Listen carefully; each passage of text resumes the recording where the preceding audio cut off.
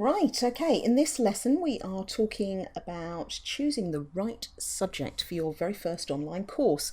And really, I would like you to start with thinking about giving this more consideration than you might think. And the reason I say that is that I picked for my very first online course a training course that I'd been running for coming up for 10 years. I knew it like the back of my hand, and I figured it would be really easy to just get that up and running as my first online course.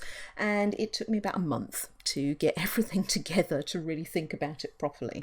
So I would say give your subject matter more consideration than you think, but don't try to do too much. Okay, so something that is perhaps a full day's training course is going to be a pretty hefty online course. So you could take maybe one module from a one-day training course and turn that into an online course. Consider as well your business model. So what are you trying to do? Are you trying to add something that's complementary to stuff that you already train, or to go into detail about a subject that you already train face to face and this is an alternative delivery method, or something else? Think as well about your perfect student, and this really helps with course designing and considering what subject matter to choose. Who is your perfect student for this particular subject matter? What do they know already? Think about where their pain points are, and that's the problems that they're trying to solve, or the challenges or obstacles that they are facing with this particular subject matter. This will come in really handy when it comes to course marketing. I also want you to do your research. See what other online courses are out there that are on the same or a similar subject matter. And if you've listened to some of the other lessons, you will hear me saying that competition is a good thing. It really is.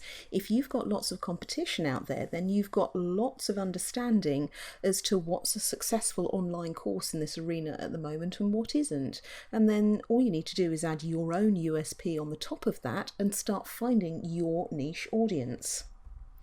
So some other things to consider is that face-to-face, what you train face-to-face doesn't always translate into an online environment. What you're looking to do actually is leave room for an upgrade. So if you can get people onto your first course and then there's room for them to learn more, for everybody that's taken your first course, you can then promote to them your upgrade course or your intermediate course or your advanced course, and it can be a really good sales funnel. Use your first course as a tester. You will undoubtedly finish recording it and then want to do it all over again, and that's perfectly natural. So use it as a tester. Don't expect it to be perfect. None of your online courses will ever be perfect, and you can use this just as a dry run, if you like, for what you might want to develop in the future. I would absolutely encourage you to take some courses yourself, including the one that you're taking at the moment, of course, but have a look around and see what variety is out there in terms of delivery, in terms of style, in terms of add-ons such as quizzes and handouts and those sorts of things.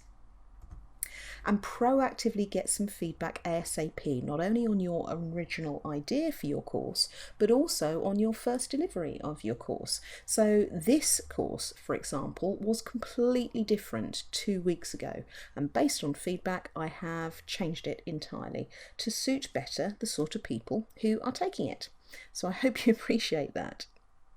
Okay, a very quick one this time around. Thank you for your time. I will see you in your next lesson.